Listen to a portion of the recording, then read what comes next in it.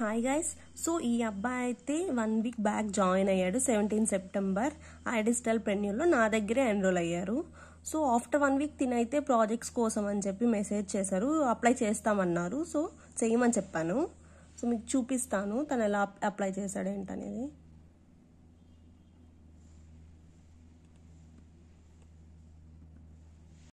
Apply చేశాక తనకి ఇలా అయితే మెయిల్ వచ్చింది ఫ్రీలాన్స్ నుంచి వాళ్ళు మెయిల్ సెండ్ చేశారు. మీకు ఫర్దర్గా ప్రాజెక్ట్స్ సెండ్ చేయాలంటే మీరు ప్రాపర్గా మీ రెజ్యూమ్ అప్డేట్ చేయండి అన్నారు. రెజ్యూమ్ అనేది మనకి ఇక్కడ మెయిన్ ఇంపార్టెంట్ అండి, మీరు అది గుర్తుపెట్టుకోండి. రెజ్యూమ్ మీకు కరెక్ట్గా ఉంటేనే మీకు ప్రాజెక్ట్స్ అనేవి సెండ్ చేస్తారు. తను యాక్చువల్లీ రెజ్యూమ్ అయితే ఇలా పెట్టాడు. సో మీ రెజ్యూమ్ ఎప్పుడు ఇలా ఉండకూడదు, ఇలా ఉన్నందుకు మీకే ప్రాబ్లం అవుతుంది. మీ రెజ్యూమ్ ఫార్మాట్ చేంజ్ చేయాలి, ఆ ఫార్మాట్లో ఉంచకండి.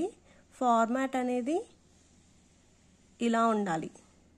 మీ రెజ్యూమ్ ఫార్మాట్ ఇలా ఉంటేనే మీకు ప్రాజెక్ట్స్ అనేవి సెండ్ చేస్తారు.